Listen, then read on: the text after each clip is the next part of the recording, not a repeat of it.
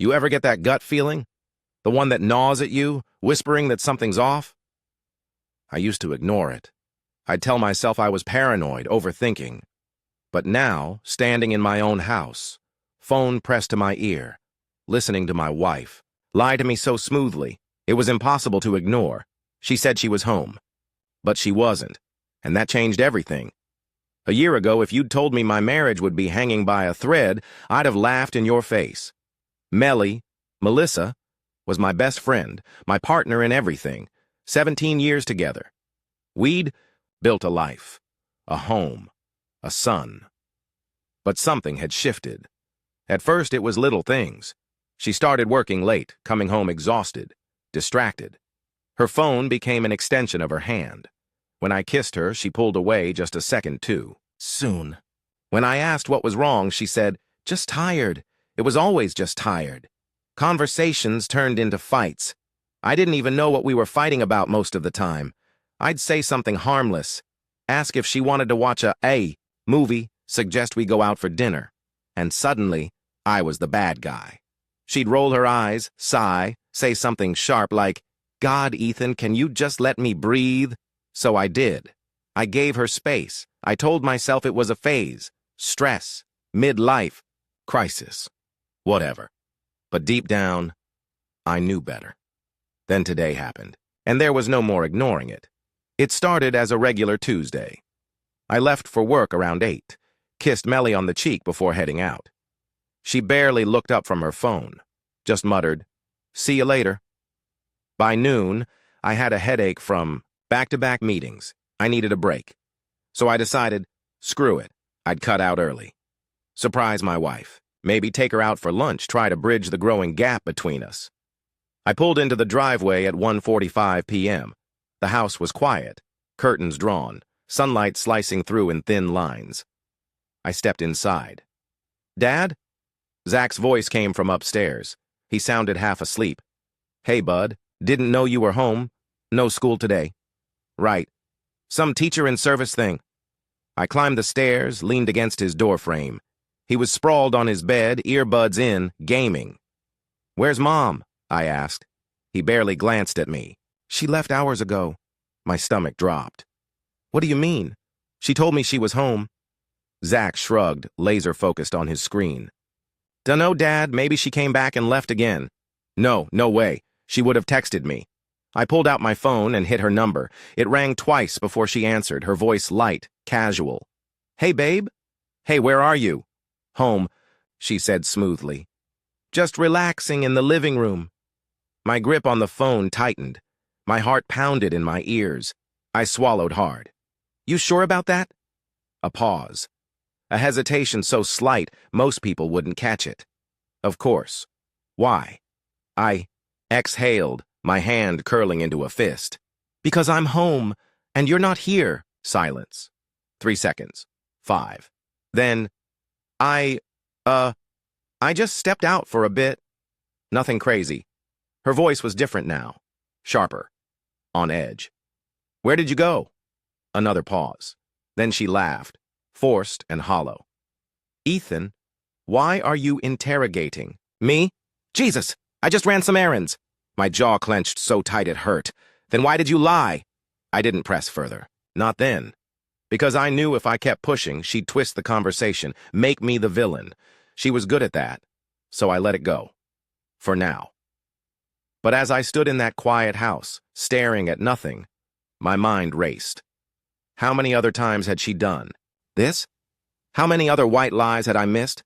I thought about the late nights. The way she kept her phone face down, the way she always had an excuse. I wasn't the jealous type. Never had been.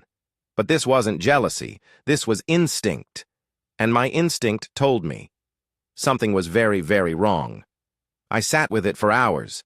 The lie. The ease with which she said it. Like it meant nothing.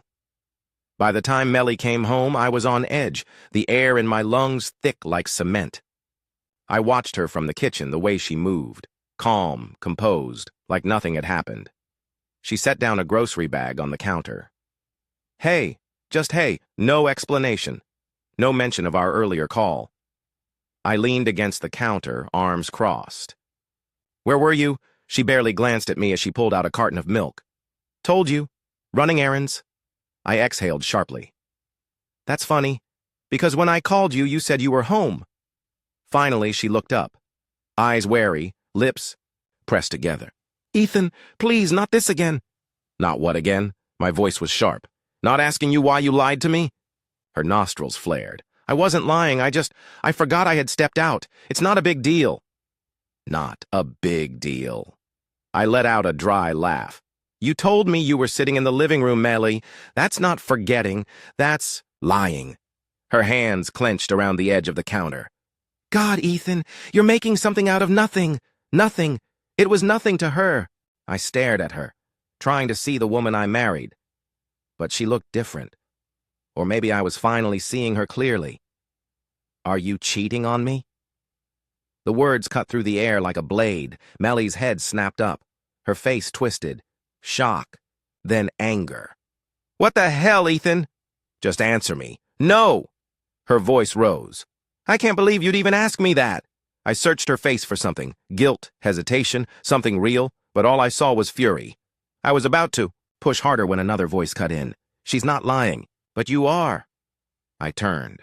Zach stood in the doorway, arms crossed, face blank. But his eyes burned. What? I frowned. What are you talking about? My son exhaled, his jaw tightening. You're acting like you're the victim, but you've been lying too. My whole life. Something in his tone sent a chill through me. Zach, what are you? You're not my dad. The room froze. The sound of the refrigerator humming, the distant tick of the kitchen clock, my heartbeat in my ears. What? My voice barely came out. Zach reached into his pocket, pulled out a folded piece of paper, and tossed it onto the counter. I did a DNA test. My hands trembled as I picked it up. Paternity probability, 0%. I blinked. My vision blurred. The words blurred. No, no, no, no. This is a mistake. My voice cracked. Zach let out a bitter laugh. That's what I thought, too. So I did it again. Same result. I turned to Maylee, throat dry. Tell me this isn't true. She didn't. She just stood there, silent, eyes glossy, hands shaking, and that silence was worse than any confession. How long? My voice was hoarse. Melly swallowed hard. Before we got married. A knife twisted in my gut. You knew? She nodded, her face crumbling. Ethan, I was scared. I didn't want to lose you. You loved him so much. I thought... You thought? I slammed the paper onto the counter. You thought lying to me for 17 years was the better option? Her shoulders shook. I wanted to tell you so many times, but you didn't. Tears slipped down her face. Because I loved you. Because I didn't want to lose you. I let out a bitter, hollow laugh. You didn't want to lose me? Then why the hell am I the one who's lost everything? I turned away, chest heaving. I needed to think, to breathe. But every breath felt like glass in my lungs. 17 years. 17 years of memories, of first steps, scraped knees, late-night fevers. 17 years of believing I was a father. And now, what? I wasn't? Zach, I said, voice shaking. I don't care what some piece of paper says. You're my son. You'll always be my son. His lips parted, but no words came out. Melly sniffled. Ethan, please! I turned on her so fast she flinched. Don't! Just don't! She pressed a hand to her mouth, shoulders shaking. I couldn't be here, not in this house, not with her. Without another word, I grabbed my keys and walked out the door. The cold air hit me like a slap, but it wasn't enough to clear my head. Nothing would be. Nothing ever would be. I drove without thinking. Streetlights blurred past, headlights flashing in my periphery. My hands gripped the wheel so tight my knuckles turned white. My breath came in short, ragged bursts. 17 years. 17 years believing a lie. I pulled into an empty parking lot, killed the engine, and just sat there staring at the dark sky. My reflection in the rearview mirror was a stranger. Eyes hollow, jaw clenched. Something broken in my face that I didn't recognize. Melly had lied. But worse than that. She had stolen something from me. My identity. My fatherhood. I wasn't even sure who I was anymore. I don't remember how long I sat there. Maybe minutes. Maybe hours. Eventually, my phone buzzed. I ignored it at first, but when it kept vibrating, I yanked it out. Zach, 3 missed calls. I hesitated, then swiped. Dad? His voice was small, hesitant. I'm here. A pause. Then, are you coming home? Home. I almost laughed. I don't. No. Silence stretched between us. I could hear his breath, uneven, like he'd been crying. I'm sorry, he said. I didn't mean to hurt you. My throat tightened. You didn't, I said. You just told the truth, he sniffled. I still want you to be my dad. God. I pressed a hand to my forehead, fighting back the lump in my throat. I'll always be your dad, Zach. Then come home. I pulled into the driveway after midnight. The house was dark except for the porch light. My keys felt heavy as I turned them in the lock. Inside, the air was thick, suffocating. I barely made it 3 steps before Melly appeared. In the hallway, her eyes were red, her face pale. Ethan, don't! She flinched. But I wouldn't let her twist this. I walked past her, straight to Zach's room. His door was open. He was sitting on the bed, knees drawn, up, staring at his hands. He looked up when I stepped in. I sat beside him. Neither of us spoke at first. Then, softly, he asked, Do you hate me? I jerked back. God, no. Zach, look at me. He did. His eyes, my eyes, or at least the ones I had believed were mine, were filled with fear. You're my son, I said, voice rough. That hasn't changed. That won't ever change. He nodded, but I saw the doubt in his face, so I pulled him into a hug. And for the first time since this nightmare started, I felt something real. Melly waited in the kitchen. When I finally came downstairs, she was gripping a mug, staring into it like it held answers. When she looked up, her eyes were pleading. I know I don't deserve forgiveness, she said, but I need you to understand. I never wanted to hurt you. I exhaled slowly. But you did. I know. A tear slipped down her cheek. I was scared. I didn't think you'd stay if you knew. You didn't even give me the choice. Her lips trembled. Would you have stayed? I stared at her, and I realized I didn't know the answer. For days, I went through the motions, work, sleep, eat when I remembered. Zach and I still talked, but with Maylee it was different. I couldn't look at her without seeing every lie, every stolen moment. I was drowning in memories, trying to separate the real ones from the false. Did it matter? Was love still love, even if it was built on a lie? A week passed before I made my decision. Melly stood in the doorway, arms wrapped around, herself like she was bracing for impact. I need to know, she said. Are you staying? I looked at her, the woman I had built a life with, the woman who had broken me. Then I looked at Zach, the boy who was my son, blood or not. I took a slow breath. We need time. Her face crumpled, but she nodded. I understand, she whispered. But did she? Could she ever? I moved into the guest room that night. The first few days were unbearable. Awkward silences, forced civility. Melly tried to reach out, but I couldn't let her. I wasn't ready. Zach was the only reason I stayed. Every morning he hesitated before school, like he was afraid I'd disappear while he was gone. Every night he knocked on my door just to say goodnight. He was scared. Scared that this family, his family, was falling apart.